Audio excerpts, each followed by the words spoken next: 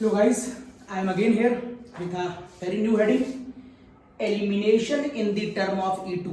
इससे पहले मैंने आपको लास्ट लेक्चर में E1 का डिटेल डिस्कशन कराया था।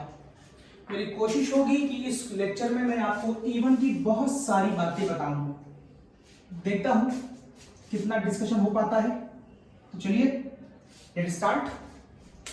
E2 अगर मैं एल्किल हैलाइड के टर्म में अभी बात करूं तो E2 किन तरह के एल्किल हैलाइड्स में बहुत आसानी से पॉसिबल है। मैं अब बता चुका हूं, E1 हो या E2 हो, जो डिग्री ऑफ एल्किल हैलाइड होगा वो 3 डिग्री, 2 डिग्री और 1 डिग्री ही होता है। यही ऑर्डर E2 का भी है और यही ऑर्डर E1 का भी है। एल्किल हैलाइड की डिग्री से कोई फर्क नहीं पड़ता। लेकिन अगर मैं आपसे एल्किल हैलाइड में पाए जाने वाले लिविंग ग्रुप की बात करूं, leaving group is also known as fugacity, fugacity भी कहते हैं इसको। तो मैं कहता हूं जितना बढ़िया एल्किल हैलाइड का लिविंग ग्रुप होगा उतना बढ़िया वहां पर रिएक्शन होने की संभावना होगी, चाहे वो E1 का केस हो और चाहे वो E2 का केस हो। तो फिलहाल लिविंग ग्रुप भी यहां पर यही काम करेगा। मींस E1 और E2 का डिफरेंस यहां से नहीं आया करता था, मैंने पहले भी बताया था। तो फिर E1 E2 का डिफरेंस आता कहां से है? वो पॉइंट है ये। अगर आपको E1 E2 का डिफरेंस देखना है तो आपको बेस पर ध्यान देना पड़ेगा। बेस मैंने बताया था, बेस वो होते हैं जिनमें इलेक्ट्रॉन डेंसिटी ज्यादा होती है। मैंने बताया था बेस दो तरह के होते हैं, एक स्ट्रॉन्ग बेस और एक वीक बेस। स्ट्रॉन्ग बेस और वीक बेस। स्ट्रॉन्ग बेस की पहचान होती है कि वो निगेटिवली चार्ज होता है, जबकि जो वीक बेस में बताया करता था आपसे E1 में, उसको मैंने कहा था वो न्यूट्रल चार्ज होता है। मतलब उस पर कोई चार्ज नहीं होता है, न्यूट्रल स्पीशीज होता है। तो अगर कोई स्ट्रॉन्ग बेस की अगर आप बात करें तो सब इसी कैटेगरी में आएंगे। आप NH2 की बात कर सकते हैं, आप OH माइनस आयन की बात कर सकते हैं, आप RO माइनस की बात कर सकते हैं। इस तरह का कोई भी कंपाउंड आपको निगेटिव की फॉर्म में दिखाई दे तो सारे के सारे लोग इसी कैटेगरी में माने जाएंगे। तो एक्चुअल में E1 और E2 का डिफरेंशिएशन ये करता है। अगर स्ट्रॉन्ग बेस है तो वो रिएक्शन E2 में जाएगी और अगर वीक बेस है तो वो रिएक्शन E1 में जाएगी। The very important point is only this, the very important point is only this, this have a capability, this factor have a capability which can differentiate between E1 and E2। अगर आपके पास strong base होगा तो आप E2 बोलेंगे, अगर आपके पास weak base होगा तो आप E1 बोलेंगे। इन दोनों से कोई फर्क नहीं पड़ता। बात को शुरू करने से पहले मैं आपको लिविंग ग्रुप के बारे में बात और बता दूं। लिविंग ग्रुप अगर एल्किल हैलाइड में हम स्पेसिफाई करेंगे तो यही चार आपको देखने को मिलेंगे, और अगर आप जनरलाइज एलिमिनेशन की बात करें तो फिर हम कहेंगे कि जितना बढ़िया लिविंग ग्रुप होगा उतनी बड़ी अच्छी रिएक्शन होगी। वैसे मैं एसिडिटी, बेसिसिटी, फुगासिटी इन सब के बारे में अलग से एक सवा घंटे का लेक्चर आपको बना कर दे चुका हूं, उसको जरूर देखिएगा। फिलहाल यहां पर मैं आपको एक रिकैप और देता हूं। कहते हैं कोई एसिड जितना अच्छा होगा उसका कॉन्जुगेट बेस, सी का मतलब कॉन्जुगेट, उसका कॉन्जुगेट बेस उतना खराब होगा, और कॉन्जुगेट बेस जितना खराब होगा उसका leaving group is also known as fugacity, उसकी फुगासिटी उतनी अच्छी होगी। ये फॉर्मूला होता है। तो अगर आपको अच्छा लिविंग ग्रुप ढूंढना है तो भी इस लॉजिक से आएगा, और अगर आपको स्ट्रॉन्ग बेस ढूंढना है तो भी इस लॉजिक से आएगा। मतलब इस फॉर्मूले का डिस्कशन आपको मालूम होना चाहिए।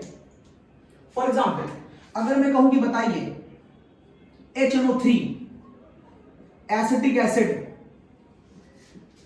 फिनॉल, वाटर और मैं ले लूं अमोनिया, बताइए इन सारे लोगों में सबसे अच्छा एसिड कौन है?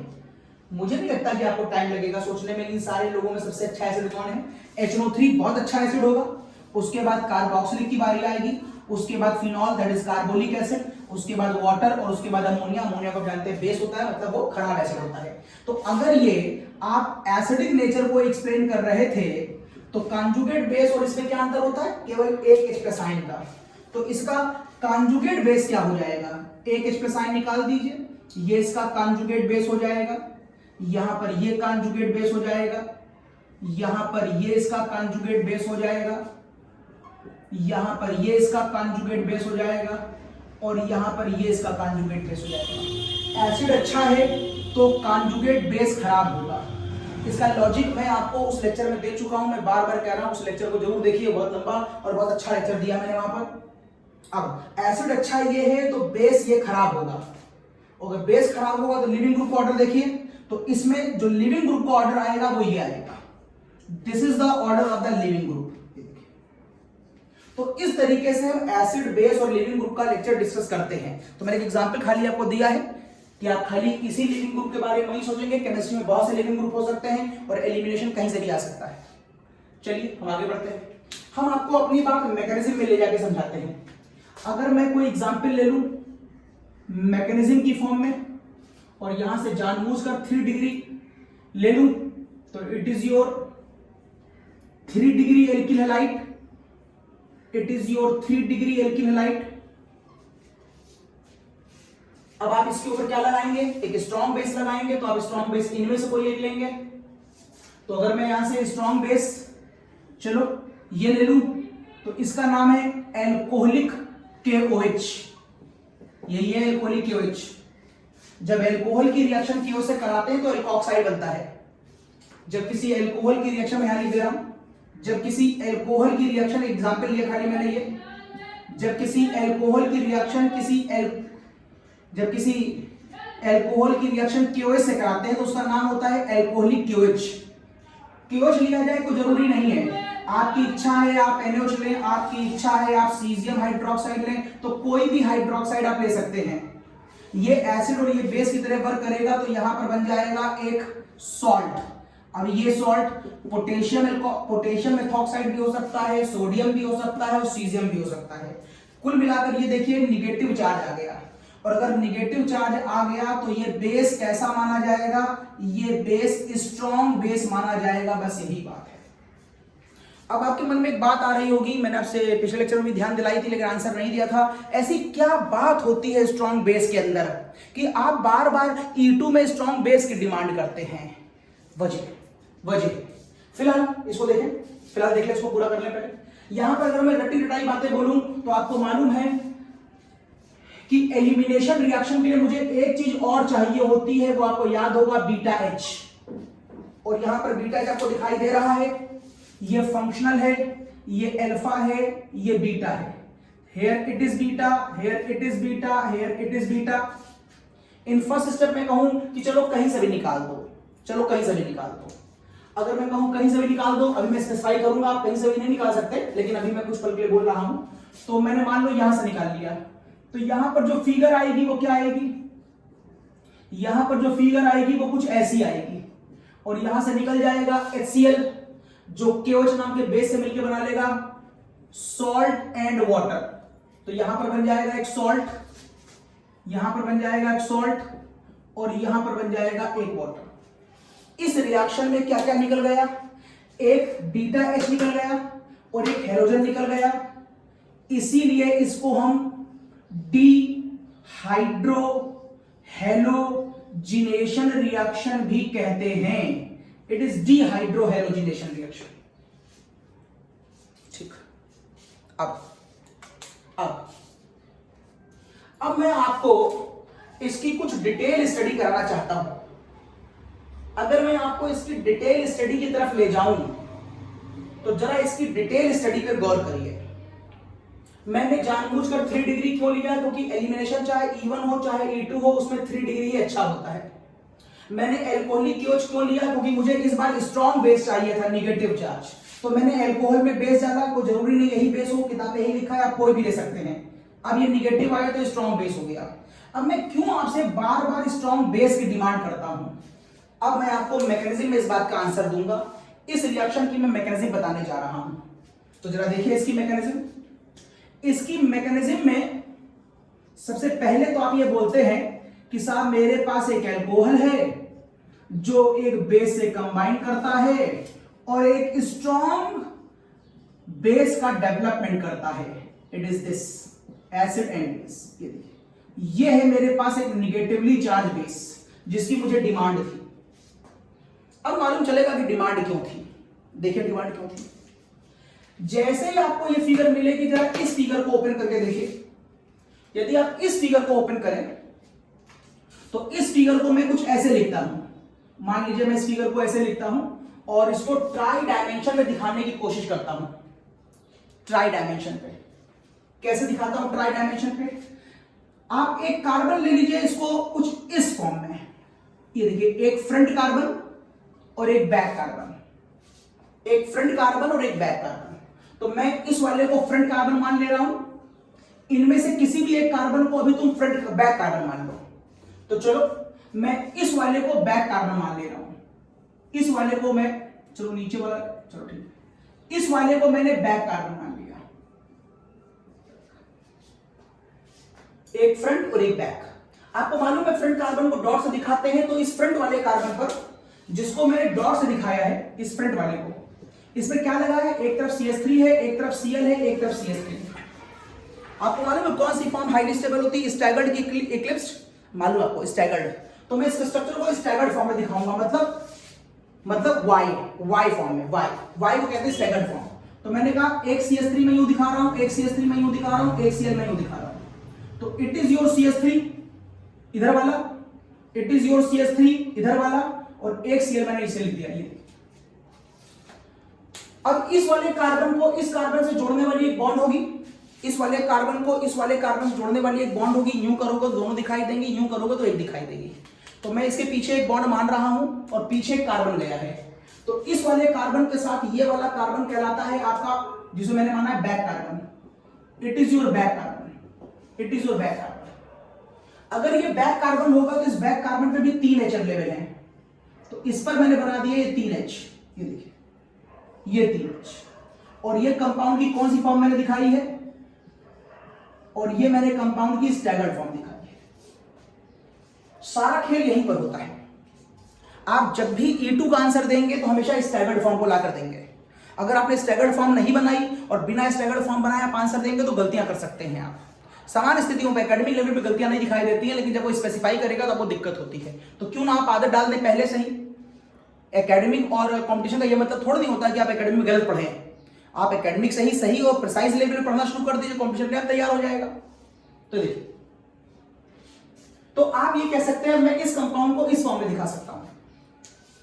यदि आपने इस कंपाउंड को इस फॉर्म में दिखाया तो खाली इतना सोचना है कि what is the use of this strong base. क्यों आप बार बार स्ट्रॉन्ग बेस के पीछे पड़े होते हैं?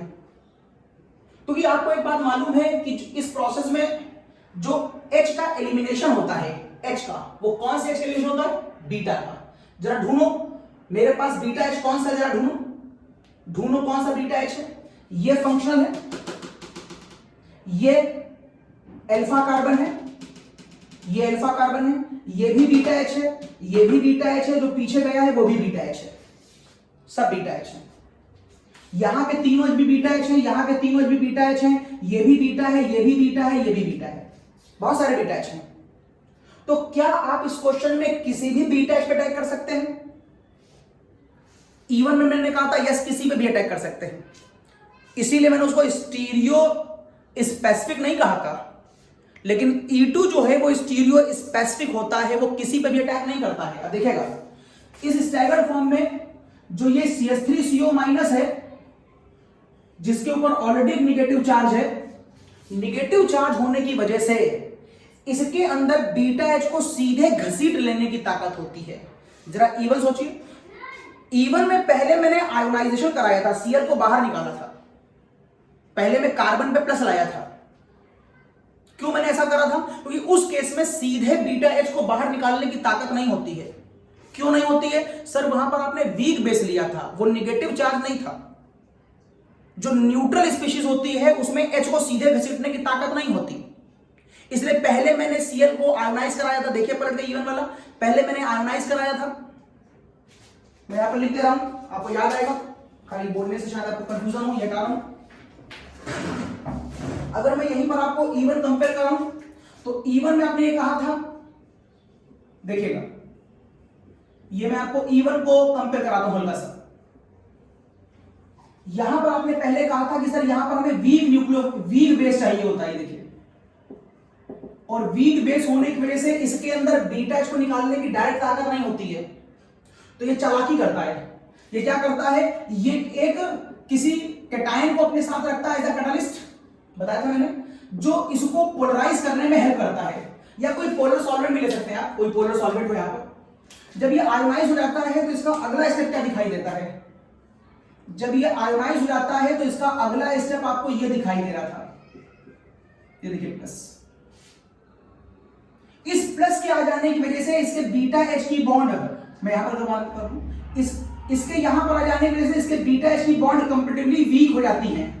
कैसे, इस प्लस की कमी को पूरा करने के लिए इलेक्ट्रॉन इधर भागता है, अगर इधर भागेगा तो यहां पर क्या आ जाएगा, प्लस चार्ज आ जाएगा, और इस कमी को पूरा करने के लिए इलेक्ट्रॉन किधर भागेगा, इधर भागेगा, इधर भागेगा तो ये वाली बॉन्ड क्या हो जाएगी, वीक हो जाएगी। तो अगर ये वाली बॉन्ड वीक हो जाएगी तो अब चूंकि बॉन्ड पहले ही वीक हो चुकी है तो उसे कोई वीक न्यूक्लियोफाइल अपनी तरफ इंटरैक्ट कर सकता है। चूंकि हमारे पास इवन रिएक्शन में, ये इवन बता रहा था मैं, इवन में वीक होता है जो सीधे एच को नहीं घसीट सकता, तो मैं पहले आयोनाइज करता हूं, तिगड़मबाजी करता हूं।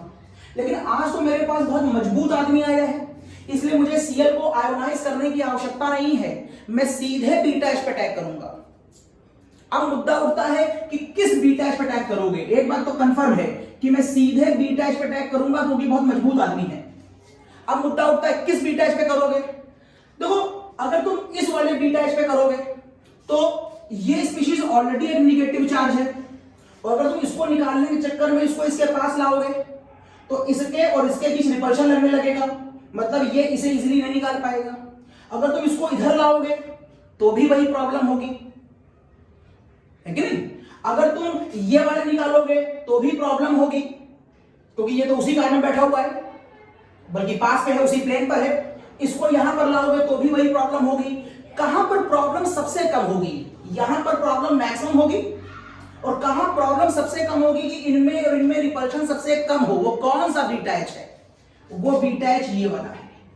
अगर तुम इस वाले बीटा एच पे अटैक कराओ, सीधे बाहर निकालने की कोशिश करो, ये इस पे सीधे अटैक करेगा और सीधे बीटा एच यहां की तरफ भाग जाएगा। तो आप ऐसा करेंगे तो इसके बीच जो रिपल्शन है वो मिनिमम हो जाएगा। This is the cause. इस तरह से डेवलप होने वाली ट्रांजिशन स्टेट जो होगी, यहां पर एक ट्रांजिशन स्टेट बनेगी, वो हाईली स्टेबल होगी क्योंकि एनर्जी कम होगा। एनर्जी कम क्यों है, क्योंकि रिपल्शन कम हो रहा है। अब अगले ही पल दोनों काम एक साथ होंगे, ये निकल जाएगा, ये H भी चला जाएगा और ये Cl भी इसी स्टेप पे निकल जाएगा। तो फिगर क्या आपको दिखाई देगी, आपको दिखाई देगा CH3 H और H, और आगे वाले कार्बन और पीछे वाले कार्बन जो आपको दिख नहीं रहे हैं, अब मैं दिखाऊंगा खोल करके, तो आपको वहां पर डबल बॉन्ड बनता हुआ दिखाई देगा। तो आपको वहां पर डबल बॉन्ड बनता हुआ दिखाई देगा। इस तरीके से आपको एल्कीन मिलेगा। तो अभी मैंने मैकेनिज्म में सिर्फ एक बात पे फोकस कराया है। मुझे किसी भी हालत में स्ट्रॉन्ग बेस चाहिए अगर आप E2 करना चाहते हो तो। क्यों चाहिए, क्योंकि मैं CH को सीधे घसीटना चाहता हूं, और CH को हम सीधे तभी घसीट सकते हैं जब बड़ा स्ट्रॉन्ग निगेटिव हो। एक बात, तुम क्या कोई भी बीटा एच निकाल सकते हो? नहीं सर, एक खास बीटा एच की डिमांड है हमको। मुझे वो बीटा एच चाहिए जो लिविंग ग्रुप के जस्ट अपोजिट साइड बैठा हो। इट इज लिविंग ग्रुप, फुगासिटी इसके अपोजिट बैठा हो। ऐसा क्यों कहते हो तुम्हें अपोजिट चाहिए? क्योंकि अगर तुम ये वाला निकालोगे तो इसको यहां पर आना पड़ेगा तो रिपल्शन हो जाएगा, ये निकाल लोगे तो भी रिपल्शन यहां पर थोड़ा सा कम हो जाएगा, लेकिन यहां पर रिपल्शन सबसे कम होगा। ऑब्वियस, हम वही काम करेंगे जहां पर झगड़ा कम हो, लिहाजा हमने झगड़ा कम कर दिया। इस घटना को हम कहते हैं ये एंटी कोप्लेनर होता है। एंटी है और ये एंटी कोप्लेनर एलिमिनेशन होता है। E2 कैसा होता है? E2 एंटी कोप्लेनर होता है। इसका मतलब है ये अपने रिएक्शन में किसी खास पॉइंट पर अटैक करता है। तो आप कह सकते हैं E2 क्या होता है? E2 स्टीरियो स्पेसिफिक होता है। E2 स्टीरियो स्पेसिफिक होता है, जबकि E1 स्टीरियो स्पेसिफिक नहीं होता।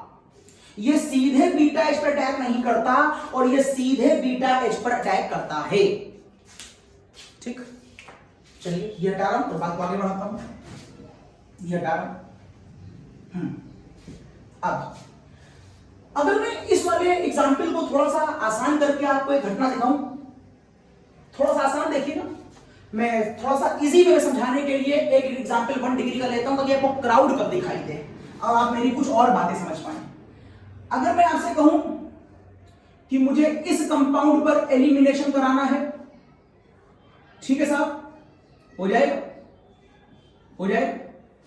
This is your functional, this is your alpha, this is your beta, यहां से और यहां से कुछ निकलेगा साहब, ये आंसर आएगा। एक Cl और एक H निकलेगा जो KO से कंबाइन करेगा साहब, KCl और वाटर आएगा। मुझे इसको ऐसे नहीं बताइए, मुझे इसको रियल स्टीरियो केमिस्ट्री में खोल के दिखाइए। चलिए इसको रियल स्टीरियो केमिस्ट्री में खोलते हैं। इस कंपाउंड को ओपन करिए, इस कंपाउंड को ट्राई डायमेंशन पे ओपन करिए। तो इसे मान लीजिए फ्रंट का कार्बन, इसे मान लीजिए बैक का carbon. Front carbon co dot से दिखाइए, बैक कार्बन को गोले से दिखाइए। चलिए आ जाइए, ये आपका फ्रंट कार्बन और ये आपका बैक कार्बन। फ्रंट कार्बन पर आगे 2 H लगे हैं और एक Cl लगा है, तो फ्रंट कार्बन पर एक Cl और 2 H, और ये सब Y फॉर्म में दिखाए जाते हैं। Y क्यों Y?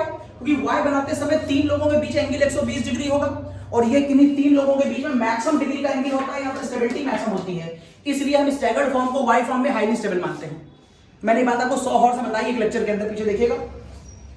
जबकि ये वाला कार्बन और ये वाला कार्बन, फ्रंट कार्बन और बैक वाला कार्बन ऐसे नहीं है, बोर्ड के पीछे है, ऐसे नहीं है, बोर्ड के पीछे है। इस वजह से आपको पीछे वाला कार्बन दिखाई नहीं देता, वो दिखाई दे इसलिए उसका रिप्रेजेंटेशन मैंने बड़े गोले से दिखाया है ताकि आपको दिखाई दे। अब पीछे वाले कार्बन पे क्या लगा हुआ है? 3H, तो वो 3H आप यूं दिखा सकते हैं, एक H, दूसरा H और तीसरा H। कौन सी फॉर्म है? स्टैगर्ड फॉर्म है। एक स्टैगर्ड फॉर्म में एक H और 2H के बीच का जो एंगल होता है वो कितना होता है? 60 डिग्री होता है। इसे डाइहेड्रल एंगल कहते हैं, डाइहेड्रल एंगल। अब इसके ऊपर अटैक किसे करना है? इसके ऊपर अटैक करना है यहां से डेवलप होने वाले एक स्ट्रॉन्ग बेस, यहां से जो स्ट्रॉन्ग बेस डेवलप हुआ था, लाइक दिस। ये स्ट्रॉन्ग बेस है, निगेटिव चार्ज है, इसलिए इसे Cl को आयोनाइज करने का इंतजार करने की आवश्यकता नहीं है, ये सीधे आयोनाइज करेगा। अगर ये सीधे अटैक करे तो किस H पे करेगा? ये फंक्शनल, ये अल्फा, ये H बीटा, सॉरी ये H अल्फा, ये H अल्फा, तो इन पे तो वैसे भी नहीं करेगा। ये फंक्शनल, ये कार्बन अल्फा, इसके पीछे वाला जो कार्बन है वो बीटा, पीछे वाले को मैं ब्लैक से दिखा दे रहा हूं, पीछे वाला कार्बन ब्लैक से है, यस, तो पीछे वाला बैक, ब्लैक, बैक और ब्लैक, और उसके ये H बीटा H, ये H बीटा H और ये H बीटा H। अब बताओ ये वाला कंपाउंड यहां पर इजीली अटैक करेगा कि यहां पर इजीली अटैक करेगा? अगर ये यहां पर अटैक करेगा तो इसका इससे रिपल्शन होगा, अगर ये यहां अटैक करेगा तो भी इसका इससे रिपल्शन होगा, इस पर अटैक करने का मतलब नहीं उठता, लिहाजा ये अटैक कहां करेगा? लिहाजा इसको अटैक यहां करना चाहिए, और यहां अटैक इसकी एंटी पोजीशन है, इसलिए इसे हम कौन सा अटैक बोलते हैं? इसे हम एंटी अटैक बोलते हैं, एंटी कोवैलेंट। मींस ये अटैक करने से पहले छांटता बीनता है, छांटता है, स्पेसिफाई करता है कि हम किस पर अटैक करें। इसीलिए हम कहते हैं कि E2 एक स्टीरियो स्पेसिफिक रिएक्शन है। बात समझ में आ गई? स्टीरियो स्पेसिफिक क्यों होता है? आ गया होगा। अब जरा इस घटना को वापस फिर से ट्राई डायमेंशन, 2 डायमेंशन पे ले लो। अगर मैं इस घटना को वापस 2 डायमेंशन पे लूं तो मैं इस डायग्राम को ऐसे भी बना सकता था। ये देखिए, मैंने इस कंपाउंड को वापस 2 डायमेंशन पे ले लिया। ये देखिए, चूंकि आपको स्ट्रॉन्ग बेस का अटैक बीटा पे कराना है, फंक्शनल अल्फा बीटा, तो ये बीटा है। अब अगर मैं इसका अटैक आपको बीटा पे दिखाऊं, किसी बीटा पे दिखा सकता हूं, यहां तो कोई 2 डायमेंशन कोई फर्क पड़ता नहीं है। मान लो मैं यहां दिखाऊं तो ये नेगेटिव अगर इस H प्लस को अपनी तरफ घसीटेगा तो H प्लस की फॉर्म में बाहर निकलेगा।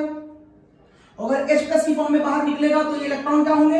ये इलेक्ट्रॉन यहां से यहां ट्रांसफर कर दिए जाएंगे। इस ट्रांसफर को मैं इस डायग्राम में दिखा नहीं पा रहा था, इस ट्रांसफर को मैं इस फॉर्म में दिखा नहीं पा रहा था, इसलिए मैं एक दूसरी फॉर्म बना रहा हूं। तो कुछ बातें 3D से समझा रहा हूं, कुछ बातें 2D समझा रहा हूं। तो जब ये इसके ऊपर अटैक करेगा, किसी भी कर सकता है, तो यहां 2D में तो हमें पता नहीं कौन एंटी बैठा हुआ है, 2D में हमें नहीं पता कौन एंटी बैठा हुआ, तो एंटी पहचानना तो यहां से देखो, और बॉन्ड की शिफ्टिंग दिखाना तो 2D पे आगे देखो। तो ये जब यहाँ पर अटैक करेगा तो ये पॉजिटिव होगा, पॉजिटिव तभी होगा जब बॉन्ड अंदर जाएगी, लेकिन अंदर आते ही सिंगल बॉन्ड डबल हो जाएगी। अब डबल होने पे कार्बन वैलेंसी पहले ही 4 है, 5 ना हो जाए, इसलिए यहां से ये लिविंग ग्रुप बाहर निकल जाएगा। और अगर ये लिविंग ग्रुप बाहर निकल गया तो आंसर क्या आ जाएगा, CH2 डबल बॉन्ड CH2, ये Cl और ये H मिलकर क्या बनाएगा, HCl, जो ऊपर वाले KO से मिलकर क्या बनाएगा, KCl और वाटर। कुछ इस तरीके से E2 अपनी वर्किंग करता है। तो अभी तक हम क्या क्या सीखे, हम सीखे E2 में ऑर्डर 3 2 1 होगा, लिविंग ग्रुप का ऑर्डर ये होगा, हमें स्ट्रॉन्ग बेस चाहिए होगा। क्यों स्ट्रॉन्ग बेस चाहिए होता है, क्योंकि इस केस में वो बीटा एच को सीधे खींचता है, आयोनाइज नहीं करता। एसिड बेस और लिविंग ग्रुप में क्या रिलेशन होती है वो बता दिया मैंने, एग्जांपल लिया, और पहले ये बताया कि कोई भी बीटा एच नहीं निकलता है, जो एंटी होता है वो निकलता है। एंटी क्यों निकलता है, कोई भी क्यों नहीं निकलता है, उसका लॉजिक बताया। एंटी के निकलने के बाद मैंने इस वाली फिगर को एक बार एथेन में, एथिल क्लोराइड में दिखाया, यहां पर भी आपको ये बात समझाई, और फिर मैंने एक बार 2D लगा के ये दिखाया कि कैसे यहां पर डबल बॉन्ड आती है। अब ये हटा रहा हूं मैं, हम आगे चल रहे हैं, आगे देखिए, और कुछ नई बातों को डेवलप करता हूं मैं। तो कुछ नई बातें देखिए, हटा रहा हूं ये।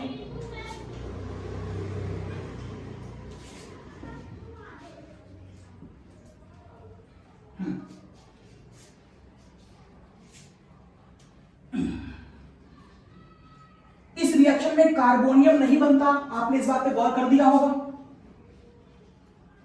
इस रिएक्शन में कार्बोनियम नहीं बनता, और अगर कार्बोनियम नहीं बनता तो चलो कुछ प्रॉपर्टीज की बात करते चलते साथ में।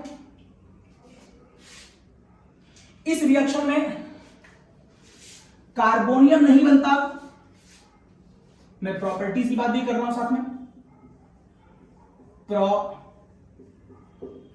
प्रॉपर्टीज ऑफ E2, पहला आपने देखा कि इसमें कार्बोनियम नहीं बनता,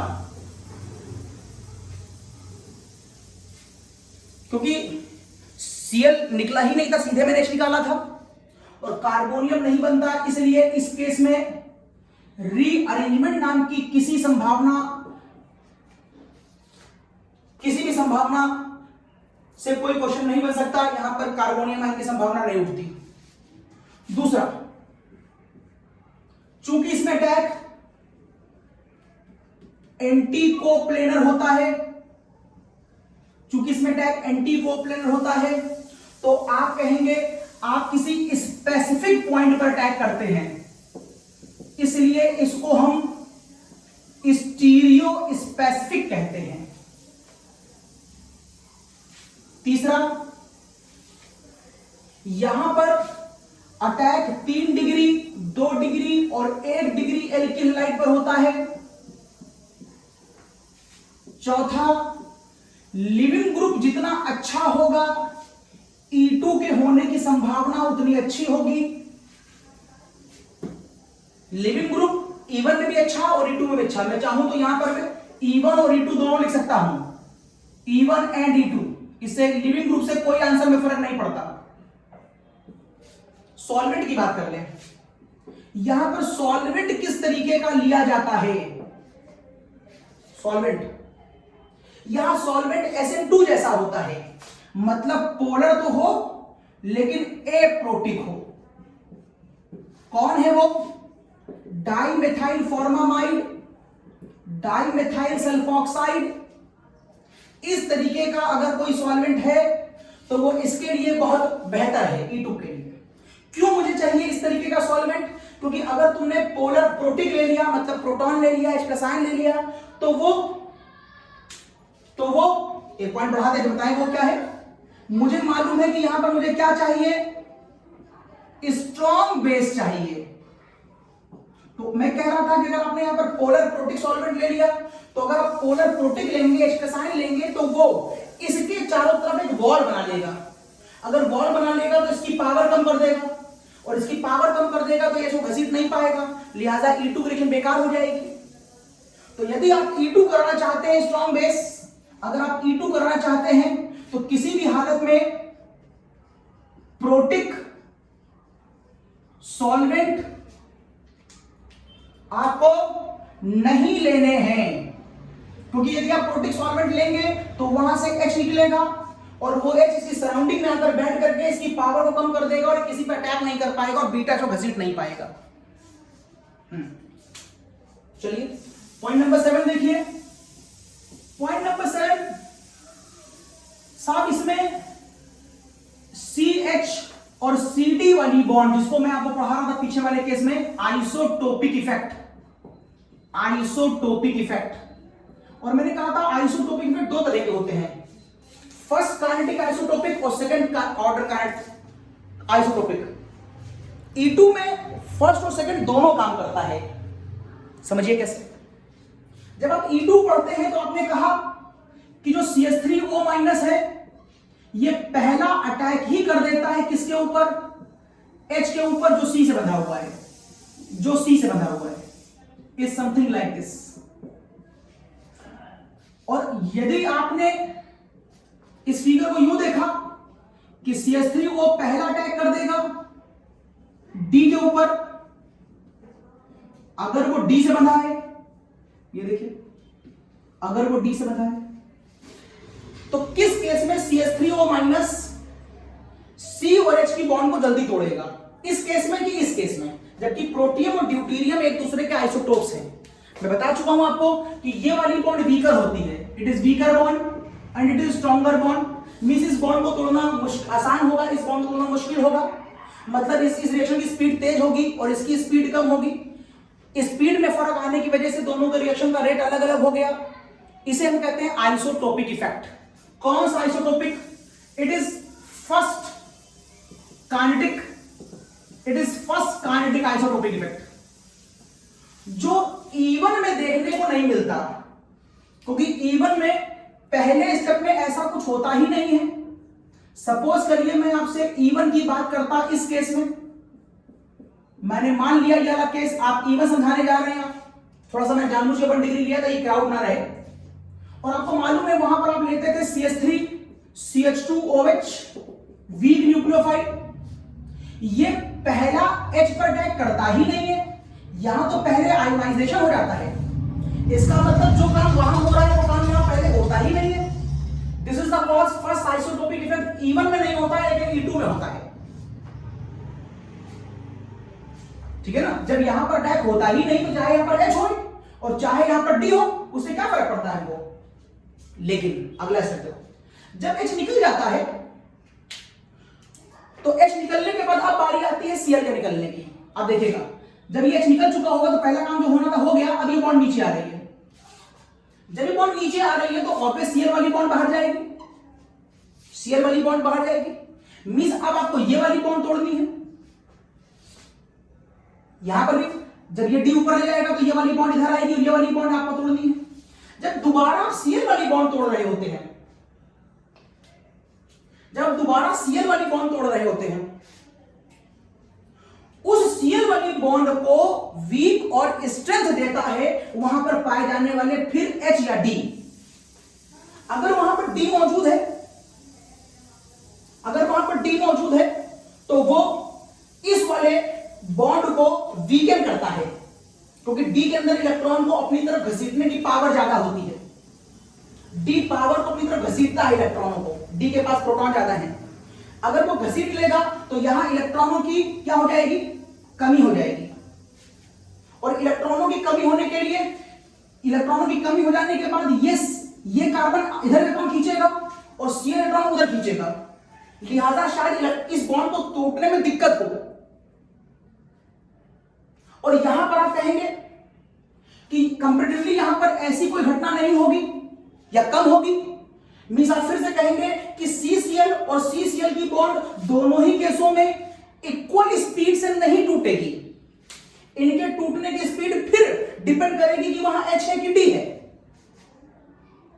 जिसकी वजह से हम इसे कहते हैं, इस पर सेकंड काइनेटिक, काइनेटिक का मतलब है speed, second kinetic isotopic effect लगेगा।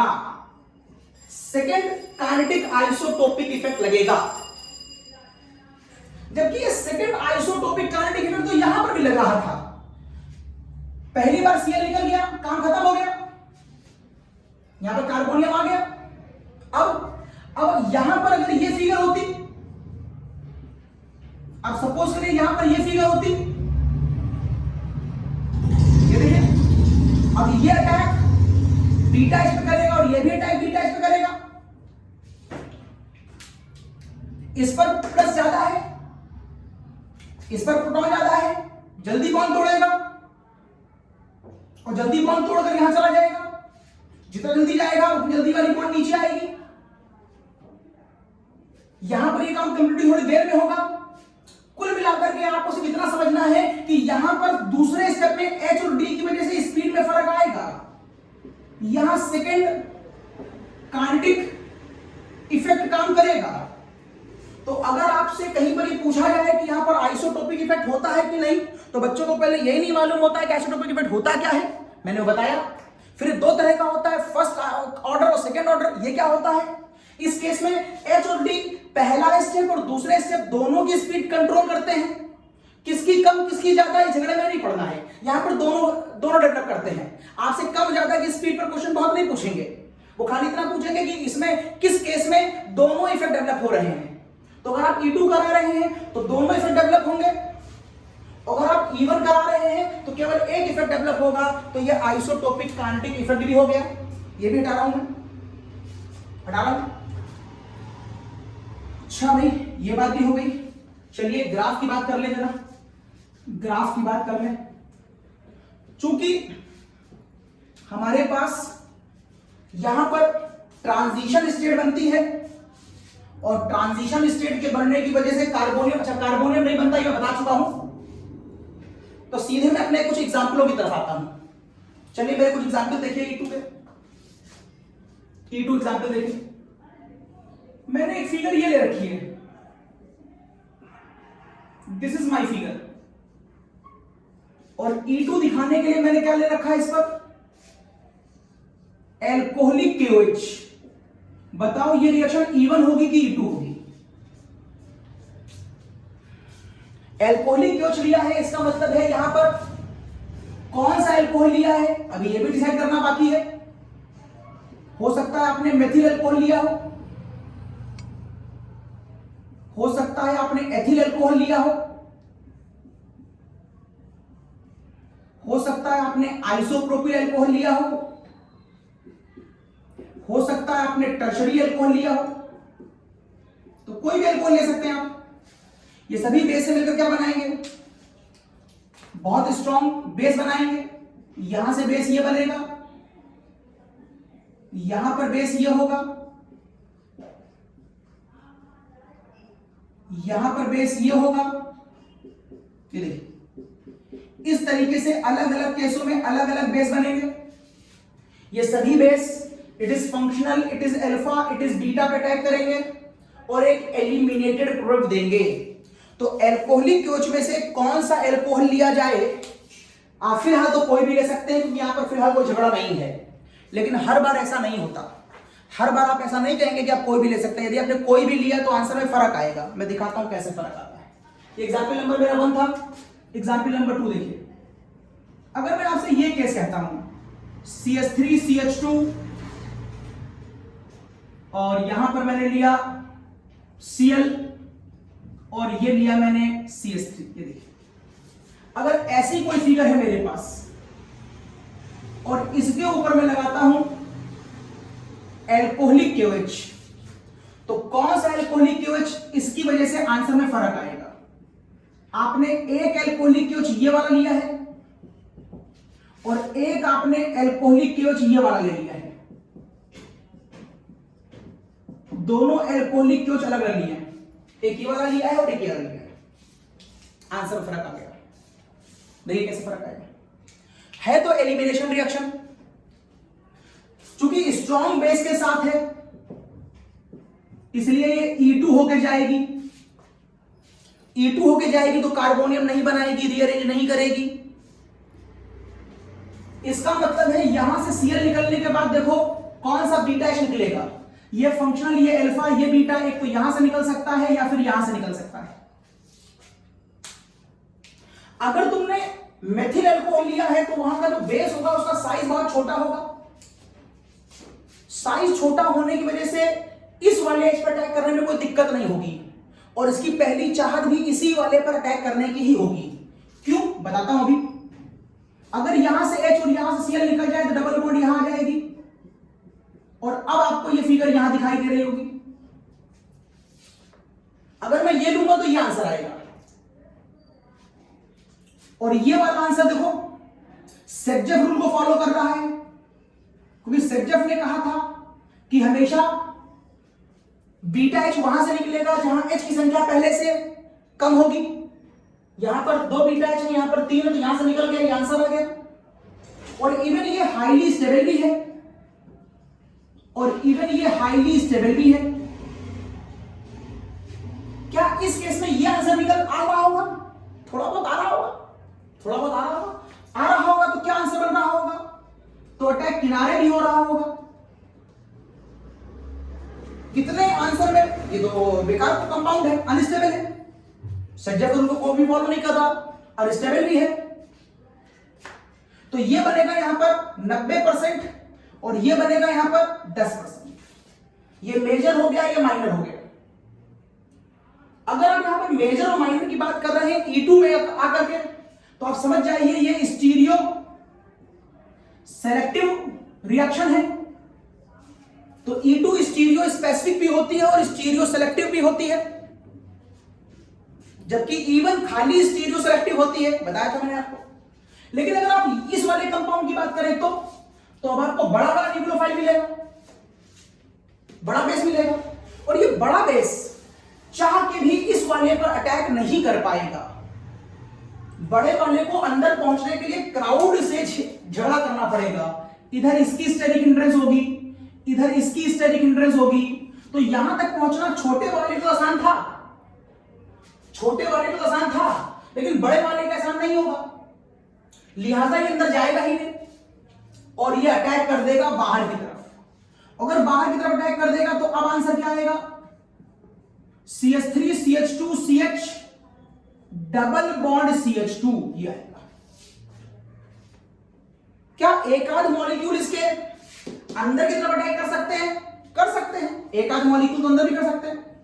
या फिर ब्लैक से लिख रहा हूं, आंसर ये भी आ सकता है CH3 CH double bond CH single bond CH3। ये दोनों ब्लैक वाले आंसर इसके साथ आ रहे होंगे, ये ब्लैक वाला, ये वाला और ये वाला। बताओ सोच करके इस समय दोनों में मेजर कौन होगा? इस बार मेजर कौन होगा? बड़ा क्वेश्चन है। अब आप सारे लोग कहेंगे कि सर मेजर ये होगा क्योंकि हाईली स्टेबल है। सच बात यह है कि इस बार इस कंपाउंड की परसेंटेज ज्यादा होगी, तो परसेंटेज के मामले में ये मेजर होगा, ये माइनर होगा। इस बार ये 10% होगा और ये 90% होगा।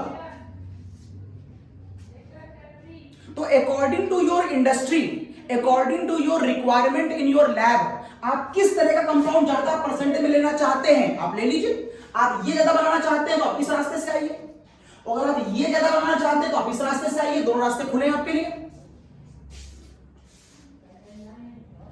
कॉपी करिए।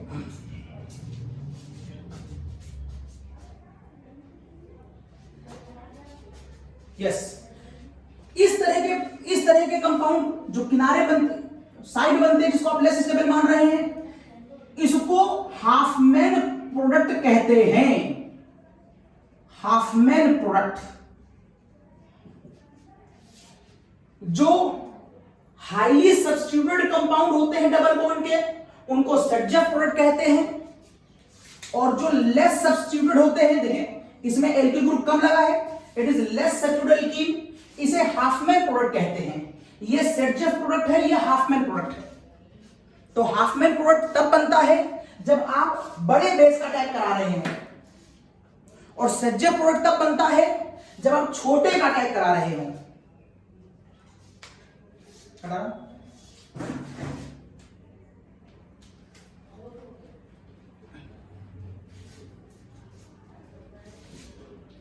बताइए, बहुत सिंपल। चलिए, बात तो वहां पर हो गई है, ये बात हो गई है। चलो किसी नए केस को लेते हैं। क्या कोई और केस भी है जहां पर हाफमैन प्रोडक्ट मेजर हो जाता हूं? हाँ, एक केस तो ये है जहां पर हाफमैन मेजर हो जाता है। एक केस और है, वो है जब आपका लिविंग ग्रुप मतलब योर फुगासिटी एफ हो, मतलब आपका alkyl halide chlorine bromine iodine ना होकर के एफ हो, क्योंकि एफ बहुत खराब लिविंग ग्रुप होता है। उस समय भी मामला कुछ गड़बड़ कर जाता है।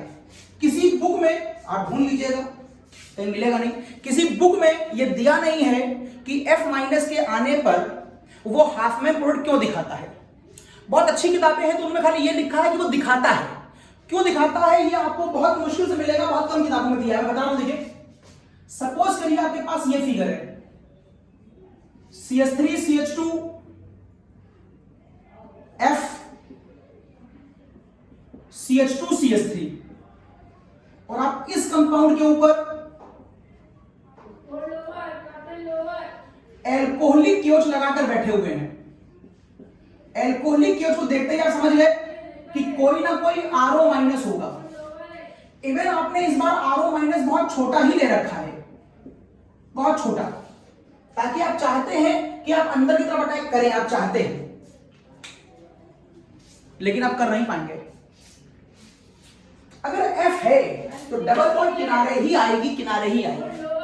इस केस में जो आंसर आपको दिखाई देगा, इस केस में जो आपको आंसर दिखाई देगा वो एक डबल बॉन्ड किनारे का दिखाई देगा ऐसे, और एक आंसर आपको बीच का भी दिखाई दे सकता है ऐसे। आपको साफ दिखाई दे रहा होगा इसमें कौन सेटजेफ प्रोडक्ट है, ये सेटजेफ प्रोडक्ट है। हाईली स्टेबल भी यही है, ये हाफमैन प्रोडक्ट है, और ये लेस स्टेबल भी है। लेकिन फिर भी अगर इसकी वेसल में परसेंटेज देखी जाए तो हर बार जो हाईली स्टेबल है उसकी परसेंटेज ज्यादा हो, यह भी कोई फिक्स रूल नहीं है। यहां पर यह वाला कंपाउंड 90% होगा और यह वाला कंपाउंड 10% होगा। इवन तो आपने छोटा लिया था तब भी कुछ फायदा नहीं हुआ। आप जानना चाहते हैं क्या ऐसा खेल F ने कर दिया? सुनिए, है तो साहब रिएक्शन E2, मतलब मुझे H के बाद या तो ये बाहर निकालना है बीटा, या फिर ये निकालना है, और उसके निकालने के बाद F को बाहर निकालना है। जब मैं F को बाहर निकालने गया तो F ने निकलने से मना कर दिया। F ने कहा कि मैं बहुत खराब लिविंग ग्रुप हूं, मैं नहीं निकलूंगा। चूंकि F ने निकलने से मना कर दिया, F ने निकलने से मना करा, F ने कहा कि मैं नहीं निकलूंगा, और आपको मालूम है F के ऊपर चार्ज कौन सा होता है? निगेटिव। जब F खुद निकलने से मना करता है, अगर निकलेगा तब तो F माइनस होगा। जैसे कि आपका Cl निकल गया, अगर Cl निकल गया तो क्या चार्ज लेके निकल गया? Cl minus. लेकिन जब F निकल ही नहीं रहा है तो झगड़ेबाजी में F कहता है कि मैं नहीं निकलूंगा, और नहीं निकलूंगा तो अपना माइनस में निकल के नहीं ले जाऊंगा, आपको दे दूंगा। F ने कहा मैं जाऊंगा नहीं कहीं, अगर जाऊंगा तो F माइनस लेके जाऊंगा, लेकिन चूंकि मैं जाऊंगा ही नहीं क्योंकि मैं बहुत खराब लिविंग ग्रुप हूं, तो मैं अपना माइनस आपको उल्टा दे दूंगा, ले नहीं जाऊंगा, दे दूंगा। अब चूंकि इसका निगेटिव चार्ज इसके थ्रू सिस्टम को दे दिया जाता है, तो सिस्टम की परेशानी बढ़ जाती है, एकदम से नया काम हो गया। तो सिस्टम F के थ्रू दिए गए निगेटिव चार्ज को पूरे सिस्टम में जल्दी से अरेंज करना चाहता है, ताकि जल्दी से कंपाउंड स्टेबल हो जाए। एकदम F ने खड़बड़ी बचा दी, एकदम निगेटिव कंपाउंड को दे दिया। सब सोच रहे थे निगेटिव F लेके जाएगा, अब कंपाउंड जल्दी से इसके द्वारा दिए गए निगेटिव को अरेंज करने की कोशिश करेगा। जरा लगाओ करो, बताओ किस तरफ ये निगेटिव शिफ्ट हुए, बताओ। इधर जाए तो स्टेबल होगा, इधर जाए तो स्टेबल होगा।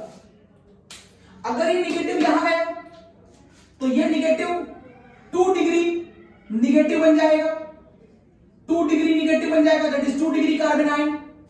अगर कोई यहां गया तो ये बन जाएगा 1 डिग्री कार्बन आयन, है कि नहीं? अब बताओ कौन सा कार्बन आयन ज्यादा स्टेबल होता है, 1 डिग्री की 2 डिग्री? तो आपको कार्बन आयन की स्टेबिलिटी मालूम होगी, आपको कार्बन आयन की स्टेबिलिटी मालूम है 1 डिग्री, 2 डिग्री और 3 डिग्री। ये कार्बेनाइन का स्टेबिलिटी ऑर्डर होता है।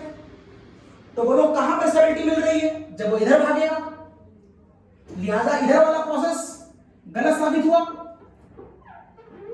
अब वो इधर भागेगा और ये निगेटिव आयन इस कार्बन पर आकर के सेटल हो जाता है, इस कार्बन पर, इस कार्बन पे आकर सेटल हो जाता है।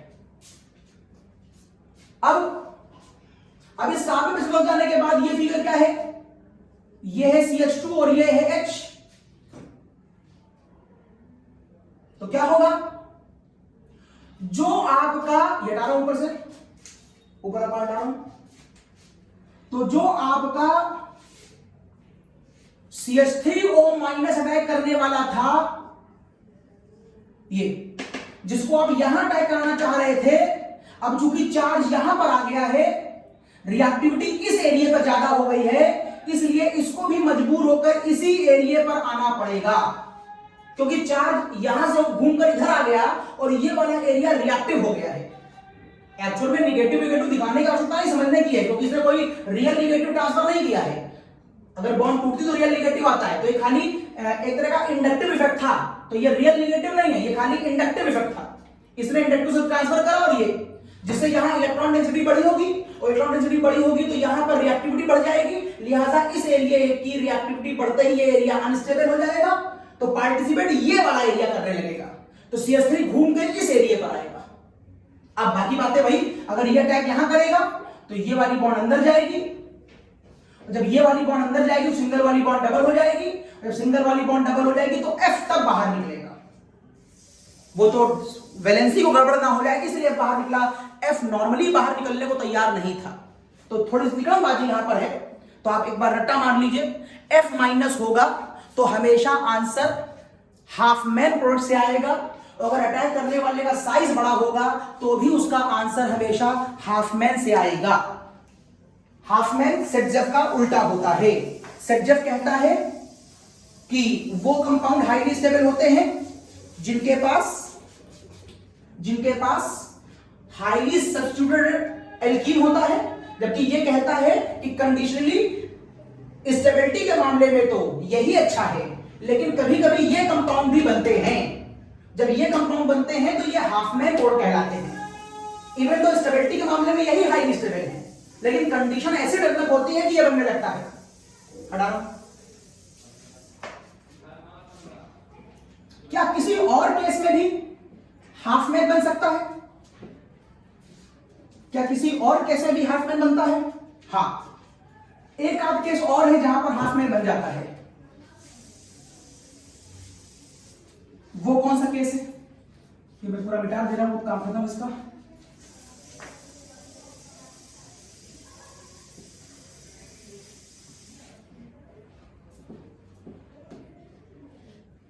ओके, तो क्या किसी और केस में भी हाफ मैन बनता है? चलिए, हाफ मैन अब बनता है एक इस केस में। केस देखिएगा,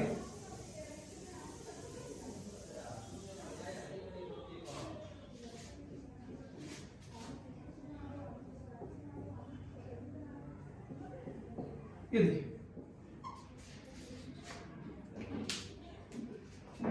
it is functional, it is alpha, it is beta, functional alpha, it is beta, it is beta। बताओ अगर मैं बहुत छोटा कंपाउंड भी ले लूं तो आप कहां से अपना बीटा एच निकालेंगे, यहां से कि यहां से?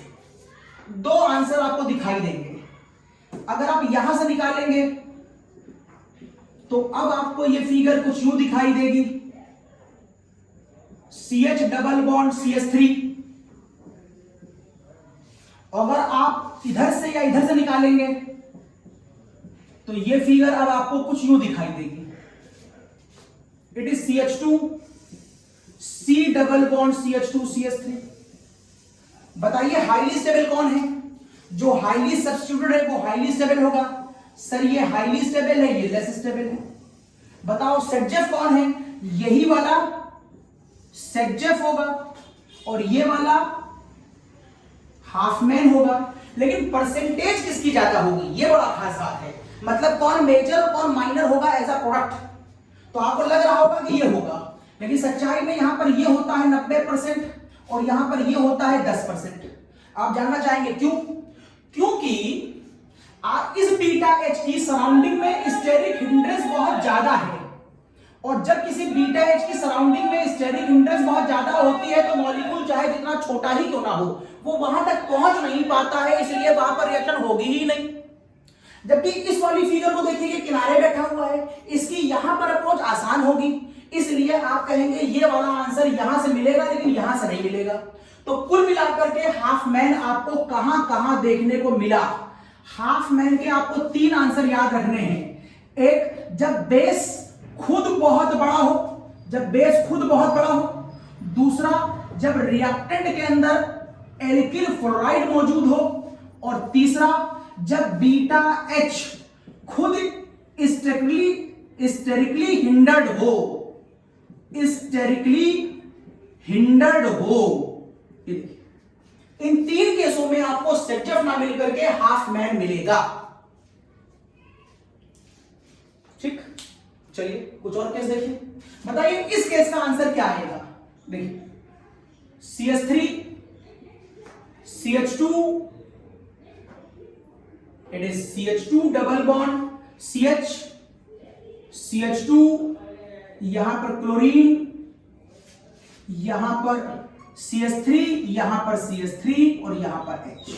अगर मैं इस कंपाउंड पर CH3O- लगा दूं, मतलब मैं रिएक्शन को SN2 में कन्वर्ट कर दूं, तो सोच के बताओ अब आंसर क्या आएगा?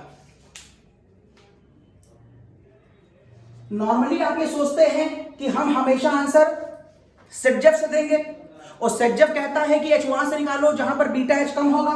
तो ये देखो फंक्शनल, ये देखो अल्फा, ये देखो बीटा, ये देखो बीटा, यहां पर बीटा H एक बार है और यहां पर बीटा H 2 बार है।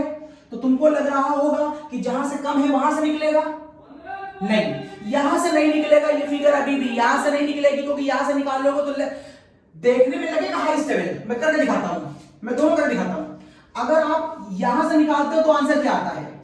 तो आंसर आएगा CH2 डबल बॉन्ड CH, ये हो जाएगा CH2, ये हो जाएगा CH, यहां से निकल गया, और ये हो जाएगा C के ऊपर CH3।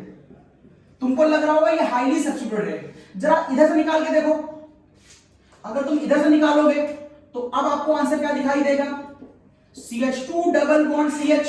अगर ये Cl और EH निकल गया तो ये CH डबल बॉन्ड आपको ये दिखेगी CH, और यहां पर आ जाएगा C के साथ CH3, और ये देखिए आ जाएगा CH3। ये फिगर देखिए यहां पर, आप फिगर पे गौर करिए, यहां पर ये फिगर रिजोनेंस से स्टेबलाइज हो गई है। Double bond, single bond, double bond, अगर किसी फिगर में रेजोनेंस से स्टेबलाइज हो गया हो तो उसकी स्टेबिलिटी नॉर्मल सेटजेफ रूल से ज्यादा अच्छी हो गई, क्योंकि यहां पर आंसर हाइपर कॉन्जुगेशन से आ रहा था, इसकी स्टेबिलिटी हाइपर कॉन्जुगेशन से, लेकिन इसकी स्टेबिलिटी रेजोनेंस से आ रही है। तो यहां पर भी आप सेटजेफ रूल नहीं लगाएंगे। देखिए कहां कहां सेटजेफ रूल वायलेट कर रहा है, E2 में भी वायलेट कर रहा है। 3 तो हाफ मैन वाले हो गए हैं, और यहां पर एक नया लॉजिक बता दिया कि उससे ज्यादा स्टेबलाइज रेजोनेंस है, इसलिए आप आंसर यही देंगे। मींस आप रट्टा मार के किसी भी रिएक्शन का आंसर नहीं दे सकते। हर क्वेश्चन के अंदर वेरिएशन, और आपको हर वेरिएशन समझना पड़ेगा। एक केस ऐसा ही और देखिए, आप बताइएगा फटाक से उसका आंसर क्या आएगा। एक केस ऐसा ही और देखिए,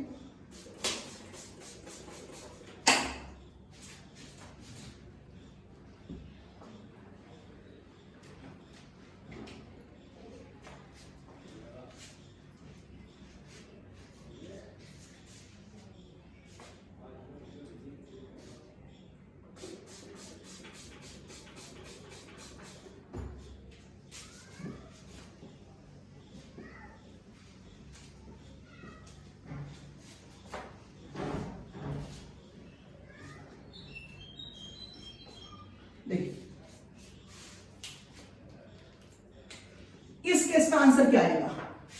अगर मैं आपसे कहूं कि एक रिंग लगी हुई है, रिंग है, और रिंग के अंदर रिजोनेंस होता है, और रिजोनेंस के बाद आपको ये फिगर दिखी, इसके बाद आपको CH2 दिखा, इसके बाद CH2 दिखा, इसके बाद आपको CS दिखा, ये CH3 दिखा, ये CH3 दिखा, ये H दिखा, और यहां पर Cl लगाएं से बेहतर है कि हम आपको Cl यहां पर दें।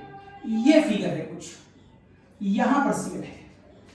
बताइए अगर मैं इस कंपाउंड के ऊपर एल्कोहलिक क्योच लगा करके रिएक्शन को SN2 की तरफ मोड़ दूं, क्योंकि ये स्ट्रॉन्ग न्यूक्लियोफाइल स्ट्रॉन्ग बेस है, तो बताइए ये फंक्शनल हो गया, ये अल्फा हो गया, ये बीटा हो गया, ये बीटा हो गया।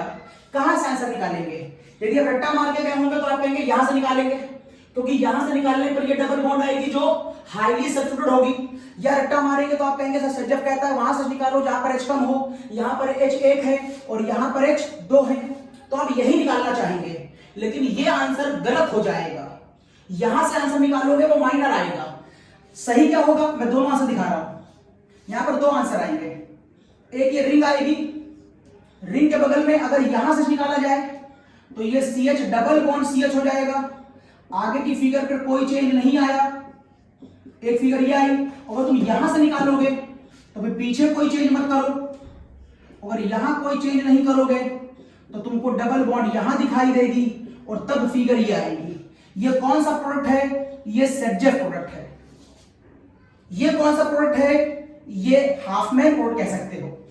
इस बार ये हाफमैन प्रोडक्ट क्यों हाईली स्टेबल है? क्योंकि ऐसा करने पर तुमको double bond, single bond, double bond का रेजोनेंस मिल रहा है, जबकि यहां पर ऐसा करने पर तुम्हें खाली हाइपर कॉन्जुगेशन की स्टेबिलिटी मिलती है, ये रेजोनेंस स्टेबलाइज नहीं हो पाता। तो इस वजह से भी हम इस वाले केस को ज्यादा अच्छा मानेंगे। अब 2-3 एग्जांपल बहुत मस्त देखो। मैं अब अपने डिग्री ऑफ एक्सप्लेनेशन को थोड़ा सा और बढ़ाऊंगा और बहुत अच्छे एग्जांपल कर जा रहा हूं। अब बताइए जरा आप इस केस को देखिए। अब देखिए अगर यहां पर CH3, यहां पर H, यहां पर Br और यहां पर H लगा हो और इस कंपाउंड पर मैं एल्कोहलिक क्योच लगा दूं, एल्कोहलिक क्योच लगाते ही आप समझ गए कि ये E2 रिएक्शन है, तो बताइए मुझे सोच करके कहां पर डबल बॉन्ड आएगी? अब एक लॉजिक ध्यान रखिएगा, आपने मुझसे कहा था सर बीटा H वहां से निकलता है जो एंटी कोप्लेनर होता है, एंटी कोप्लेनर। इस फिगर में ये दोनों H सेम साइड हैं, तो आप इसे इसके बिहाफ पर ये सिस कह सकते हैं, ये दोनों H एक दूसरे के सिस हैं। और आपको यहां पर भी H मालूम होगा, यहां पर भी H होगा, यहां पर भी H होगा और यहां पर भी H होगा। कुछ इस तरह की फिगर है। इट इज साइक्लोपेंटेन, साइक्लोपेंटेन के 1 पर लगा है ब्रोमो, 1 ब्रोमो साइक्लोपेंटेन और 2 पे लगा methyl, 2 methyl, 1 bromo 2 methyl cyclopentane इसका नाम है। एल्कोहलिक कुछ लगाएंगे तो आंसर कहां पर आएगा? लिविंग ग्रुप कहां पर है? ये है लिविंग ग्रुप। इसके साथ बीटा कहां पर है? ये फंक्शनल है, ये अल्फा है, इधर ये बीटा है, इधर ये बीटा है। किसके पास बीटा H ज्यादा है? सर इसके पास बीटा H 2 है, इसके पास बीटा H 1 है। तो रूल के अकॉर्डिंग कहां से निकलना चाहिए? यहां से निकलना चाहिए। बिल्कुल सही कहा आपने, यहीं से निकलेगा। और एक खास बात और देखिए, ये ऊपर है, ये नीचे है, मतलब ये दोनों एक दूसरे की किस पोजीशन पर हैं? एंटी, एंटी पोजीशन पर हैं, इसलिए यहां से ये आराम से निकल सकता है। ये देखिए इसका आंसर आ गया, एक आंसर ये आया, ये देखिए ऊपर बचा खाली CH3, क्योंकि यहां से H निकल चुका है। ये फिगर, ये फिगर आएगी। एक फिगर और आएगी, ये वाला Br इधर से भी निकल सकता है। तो अगर वो पूछे कि कुल कितने आंसर आएंगे तो आप कहेंगे सर 2 आंसर आएंगे। वो पूछे कुल कितने आंसर आएंगे, आप कहेंगे सर 2 आंसर आएंगे। इस बार इधर CH3 है, इधर H है और डबल बॉन्ड यहां पर आएंगे। कौन मेजर होगा, कौन माइनर होगा? हाँ सर, ये 90% वाला होगा और ये 10% वाला होगा। ये सेटजेफ प्रोडक्ट है और ये हाफमैन प्रोडक्ट है। लेकिन अगर वो इसी क्वेश्चन को हल्का सा ट्विस्ट कर दे और अब वो इस क्वेश्चन को ऐसे दे आपको कि ऊपर कर दे H और नीचे कर दे CH3, यहां कर दे Br और यहां कर दे H, बाकी में कुछ ना लिखे तो आप समझ जाएंगे अपने आप कि यहां H लगा होगा। Same condition. अब बताओ रिएक्शन किस तरह भाग रही होगी? तो सर ध्यान से देखिए, अब कि ये वाला H इस वाले H से ट्रांस है और ये Br ये सेम डायरेक्शन में है, जबकि आपको चाहिए होता बीटा H। ये फंक्शनल है, ये अल्फा है, ये बीटा है, बीटा तो है लेकिन एंटी नहीं है।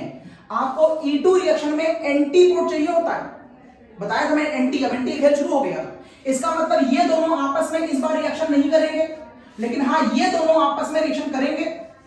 दिस इज द कॉज, इस आंसर में केवल एक प्रोडक्ट मिलेगा, ओनली 1 प्रोडक्ट, जबकि ऊपर वाले में हमको 2 प्रोडक्ट मिल रहे हैं।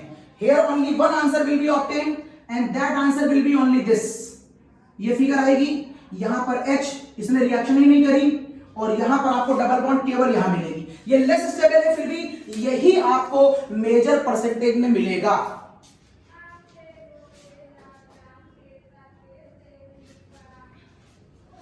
ओके, अच्छा क्वेश्चन था।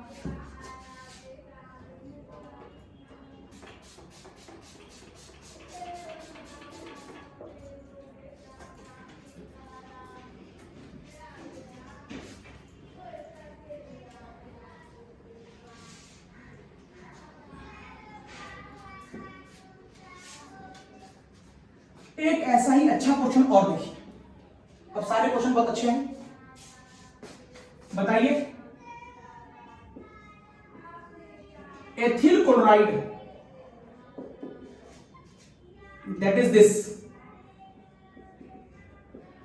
के ऊपर यदि एल्कोहलिक क्योच लगा दिया जाए तो आंसर क्या आएगा? अब आपको लगेगा सर ये कौन सा अच्छा क्वेश्चन है, ये तो बच्चों वाला दे दिया मैंने चूरन। करो देखो, इसमें अभी बहुत मजा आएगी। तो सर आप कहेंगे इसमें क्या मजा आएगी? आंसर आएगा, ये CH2 बनेगा, ये KCl, ये वाटर। ठीक, ये तो बड़ा आसान क्वेश्चन था।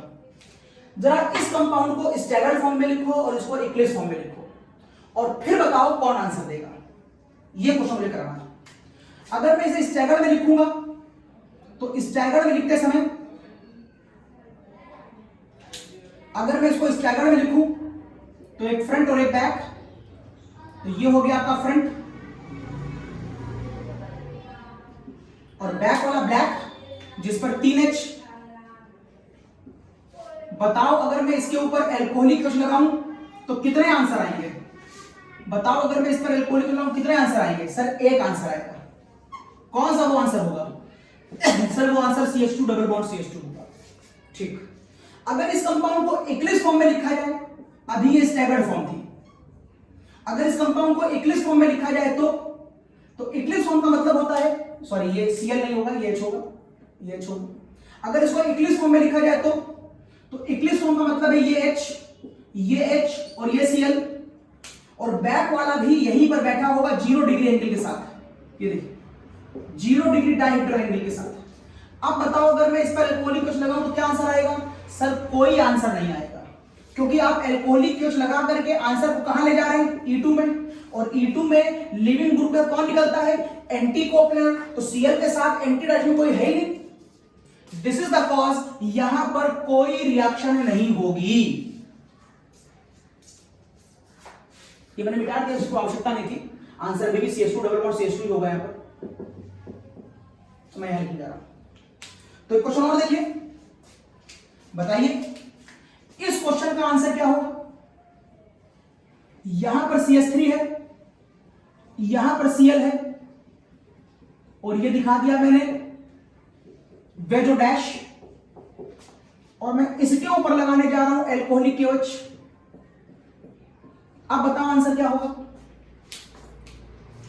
आपको अच्छी तरह मालूम है ये डायग्राम साइक्लोहेक्सेन का ही नहीं, तो यहां से आंसर देने की कोशिश मत करना, गलत हो जाएगा। पहले आप साइक्लोहेक्सेन के रियल डायग्राम के पास जाइए, और साइक्लोहेक्सेन का रियल डायग्राम आपको मालूम है, मैं पहले बता चुका हूं आपको, ये होता है, ये देखिए this is the real diagram of cyclohexane, जिसमें एक ऊपर एक्सियल और ये आ गया इक्वेटोरियल, एक्सियल और ये गया इक्वेटोरियल, सभी पर एक्सियल एक्सियल एक्सियल एक्सियल। बता चुका हूं, एक्सप्लेनेशन दे चुका हूं मैं आपको साइक्लोहेक्सेन का। मैंने आपको बताया था कि यहां पर एंगल कितना दिखता है? 120। ये बात गलत है। 120 डिग्री पर 6 कार्बन की रिंग स्टेबल ही नहीं हो सकती, क्योंकि ये कार्बन होता कौन सा हाइब्रिडाइज्ड है? sp3। तो एंगल कितना होना चाहिए? 109।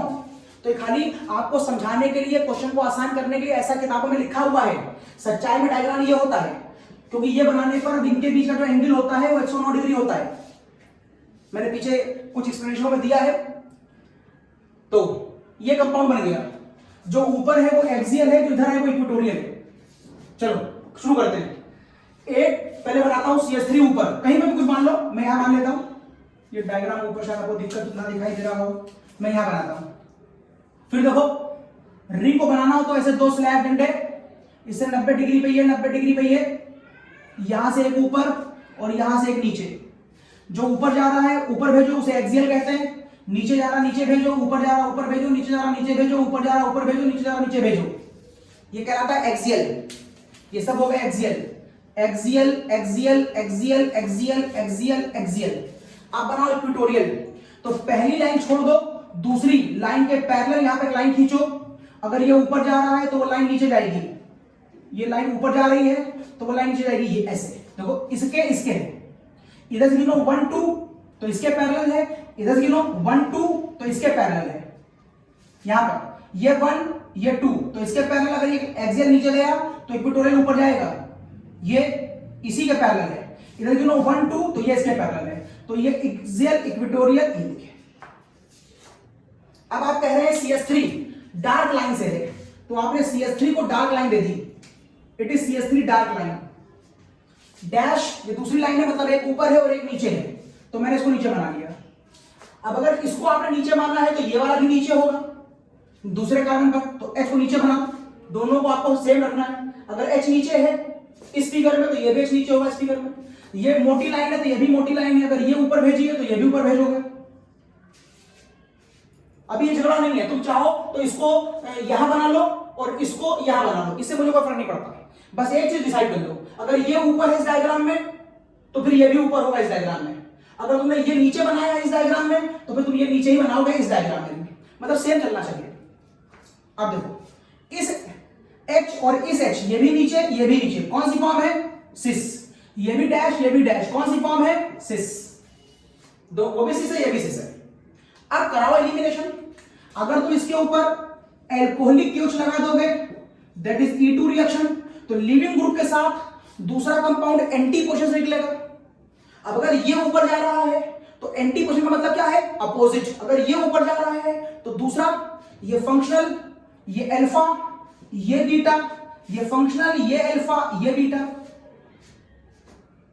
ये ऊपर जा रहा है तो दूसरा होना चाहिए नीचे वाला। अगर मैं यहां पर देखूं तो ये ऊपर जा रहा है, दूसरा होगा नीचे वाला ये, तो यहां पर भी एक H होगा। अब देखो, ये Cl दो तरफ से निकल सकता है। इस Cl के लिए एंटी ये है, एक ऊपर एक नीचे, तो यहां से निकल के यहां डबल बॉन्ड आ सकती है। और ये वाला Cl ऊपर और ये नीचे, तो ये वाला भी निकाल करके एक एंटी ला सकता है। दो आंसर आएंगे। आप बताना है कि कौन सा आंसर ज्यादा ठीक होगा। मैंने ये बनाया, दोनों आंसर देखो, ये आया ये आया, ये देखो। अगर आप यहां से और ये निकालेंगे तो डबल बॉन्ड यहां पर आएगी, this is your double bond.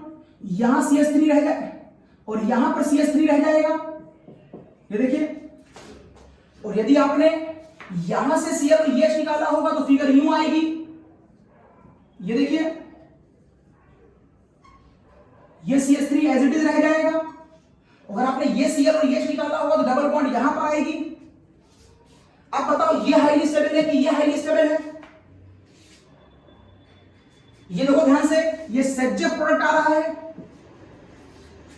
और ये हाफमैन प्रोडक्ट आ रहा है। कैसे? यहां पर बीटा H एक बार था और यहां पर बीटा H दो बार थे, तो जहां से आपने निकाला कम वाले से सेजेफ प्रोडक्ट होता है। लेकिन ध्यान से देखो, इस बार यही सेजेफ प्रोडक्ट है, यही हाईली स्टेबल भी है और यही मेजर भी है, यही मेजर है। ये वाला डबल बॉन्ड हाईली सब्स्टिट्यूटेड है, इसलिए यहां पर कोई झगड़ेबाजी नहीं है। दो आंसर आएंगे, दो में ये मेजर होगा ये माइनर होगा, दैट्स ऑल। कोई खास बात नहीं थी यहां पर। बस यहां पर सारा खेल ये था कि आपको रिंग को किसी तरह, बोलो क्या खेल था? आपको रिंग को किसी तरह ये समझना होगा कि रिंग को किस फॉर्म में बनाया जाता है। एक क्वेश्चन और देखिए इसी तरह का, रिंग वाला ही।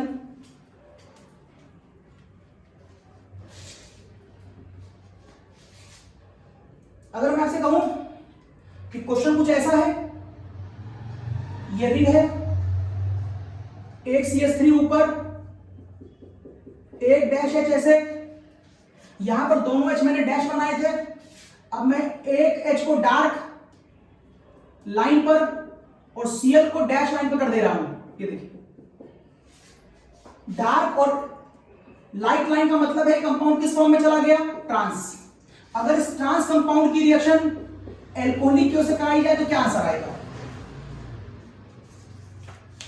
अब क्या आंसर आएगा? आंसर देने से पहले इस कंपाउंड को इसकी रियल फॉर्म में ले आओ। ये इसकी रियल फॉर्म हो गई। बना दो इसका एक्सियल और इक्वेटोरियल। ऊपर axial axial axial axial axial axial, ये सारे हो गए एक्सियल। बना दो इसका इक्वेटोरियल। इसके पैरेलल नीचे इक्वेटोरियल, इसके पैरेलल ऊपर इक्वेटोरियल, इसके पैरेलल नीचे इक्वेटोरियल। आपके पास यहां पर डार्क लाइन आप CH3 ऊपर मान लीजिए, H को नीचे मान लीजिए। अब अगर H यहां नीचे है तो यहां का भी नीचे ही होगा, तो नीचे यहां Cl आएगा। आपने हार्ड लाइन ऊपर माननी है तो इस हार्ड लाइन को भी ऊपर मान लो, ये देखो ऊपर आएगा। अब दोनों ऊपर और ये दोनों डैश नीचे, ये नीचे और ये नीचे।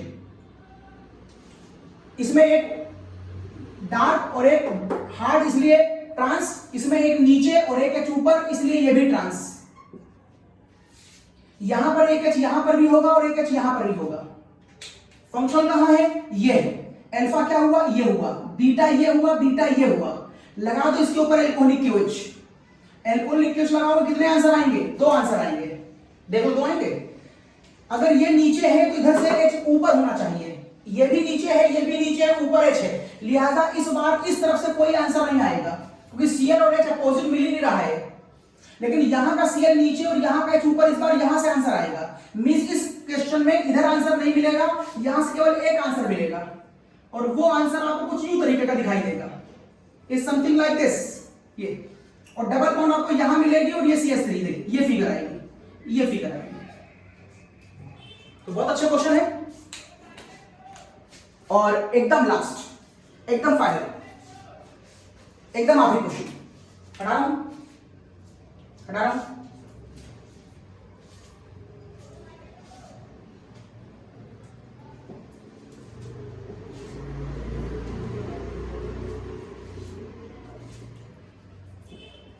अगर मैं आपसे पूछूं कि कंपाउंड मेरे पास फिशर फॉर्म में है, it is your fisher form, और यहां पर मैंने लिखा है CH3, यहां Br, यहां H, यहां Br और यहां H।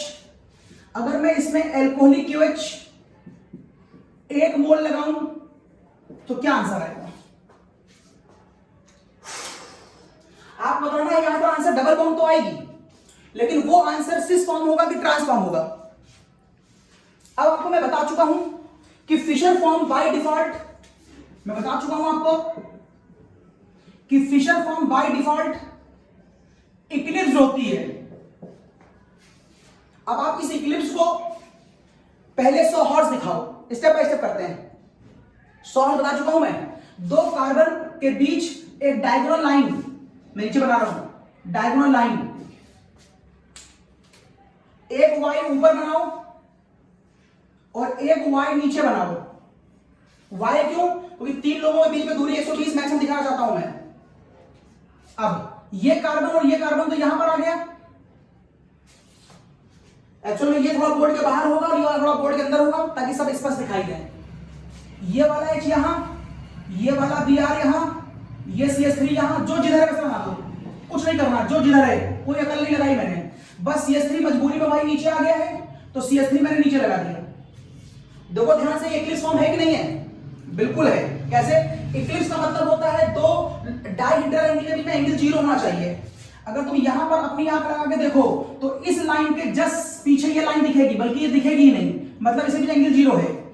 इस लाइन के जस्ट पीछे ये लाइन होगी, ये दिखेगी तो ये नहीं दिखेगी, और इस लाइन के जस्ट पीछे ये वाली लाइन होगी, ये दिखेगी तो ये नहीं दिखेगी।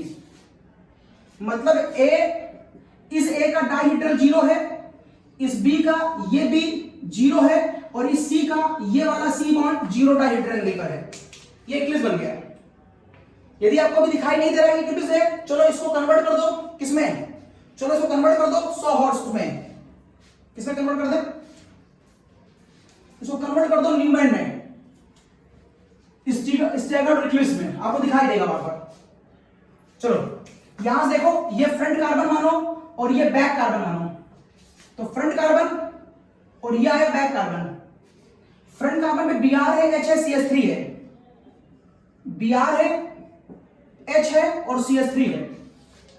बैक कार्बन में नीचे CH3 है, नीचे CH3 है, इधर H है और उधर Br है। देखिए ये फिशर बाय डिफॉल्ट इक्लिप्स मैंने पहले बनाया 100 हॉर्स में, और 100 हॉर्स उठा के मैं ले गया। लेकिन आपको चूंकि एलिमिनेशन दिखाना है, ये सब बवाल कर क्यों रहे हैं आप? हम ये सब बवाल इसलिए कर रहे हैं क्योंकि मैं फिशर को स्टैगर्ड में लाना चाहता हूं, ताकि मैं दिखा पाऊं कि दो कंपाउंड एक दूसरे के एंटी हैं। इसीलिए मैं पहले यहां पर घूमा, यहां घूमा, और अब मैं जा रहा हूं स्टैगर्ड में। स्टैगर्ड का मतलब होता है यदि आप इक्लिप्स को 180 डिग्री घुमाते तो स्टैगर्ड आएगा। वैसे तो स्टैगर्ड कई और तरीके हो सकता है, लेकिन मैंने आपको फिशर बताया था 180 डिग्री घुमाने पे उसे कायरल कार्बन की प्रॉपर्टी चेंज नहीं होती है। आर है तो आर रहेगा, एस है तो एस रहेगा, इसलिए 180 डिग्री घुमा रहा हूं। मैं बैक कार्बन घुमाने जा रहा हूं, तो फ्रंट जैसा है वैसे ही रहने दो, आप किसी भी एक को घुमा सकते हैं। तो ये आ गया Br, नीचे आ गया ये CH3, और ये आ गया H। इसको तो मैंने चेंज नहीं किया। बैक को 180 डिग्री घुमाऊं, 180 घुमाऊंगा तो ये H पलट कर यहां चला जाएगा, ये CH3 पलट कर यहां चला जाएगा, और ये Br पलट कर यहां चला जाएगा। तो CH3 आ गया ऊपर 180 डिग्री घुमाने पर, H चला गया यहां और Br चला गया यहां। ये देखिए आपकी कौन सी फॉर्म आ गई? स्टैगर्ड आ गई। ये घुमा के लाया है। अब इसके ऊपर आपने क्या लगा रखा है? Alcoholic KOH। क्या मोल लगाया है? 1 मोल। तो रिएक्शन एक बार होगी। तो देखिए कोई भी एक Br अपनी एंटी पोजीशन से HBr को निकाल ले जाएगा, चाहे ये निकाल दो चाहे ये निकाल दो। मान लो मैंने ये निकाल दिया, ये निकाल देने पे बॉन्ड कौन सी आएगी? डबल। और डबल बॉन्ड आने पर ये CH3 एक दूसरे के आमने सामने हैं। आमने सामने का मतलब है ये दोनों CH3 एक दूसरे की कौन सी फिगर है? ट्रांस फिगर होंगे। इस तरीके से आप समझ सकते हैं कि इस कंपाउंड पर एल्कोहलिक लगाने पर ट्रांस आइसोमर आएगा। अगर आप इतना लंबा बवाल नहीं करना चाहते हैं तो मैं सीधे करा सकता हूं। देखिए शॉर्ट ट्रिक में सीधे आंसर ले आइए। अब शॉर्ट ट्रिक बोलिए, सीधे देखिए नीचे वाले कार्बन को ये मानिए ये फ्रंट कार्बन है, और अपनी आंख यहां से देखिए, यहां से देखेंगे तो ये फ्रंट कार्बन है, इसका Br, इसका H, इसका CH3, इसका Br, इसका H, इसका CH, जो जिधर है वैसे रख दो। और CH3 ऊपर वाले फ्रंट बैक कार्बन का ऊपर है, देखो बैक वाले का ऊपर है। तो मैंने यहां कोई चेंज नहीं किया, यहां कोई चेंज नहीं किया, यहां कोई चेंज नहीं किया, यहां कोई चेंज नहीं किया, स्टैगर्ड में चला गया। बस एक चेंज करने जा रहा हूं, इसका जो लेफ्ट है यहां राइट कर देना, इसका जो राइट है वहां लेफ्ट कर देना। ये शॉर्ट ट्रिक है। तो ये जो राइट पे तुम देख रहे हो देखो लेफ्ट पे आ गया, और जो तुम लेफ्ट पे देख रहे हो देखो ये राइट पे आ गया।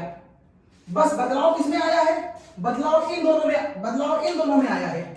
एक इसमें बदलाव आया है और एक इसमें बदलाव आया है, और एक बदलाव देखो ये दिख रहा है और एक बदलाव देखो ये दिख रहा है। तो चाहो तो लंबा चौड़ा करो और चाहो तो शॉर्ट ट्रिक में कर लो। यहां खत्म होता है मेरा E2 with respect of alkyl halide. अगले लेक्चर में आपको पढ़ाऊंगा elimination with respect of alcohol. तब तक के लिए बाय बाय, तखलिया, शब्बा खैर, बाय।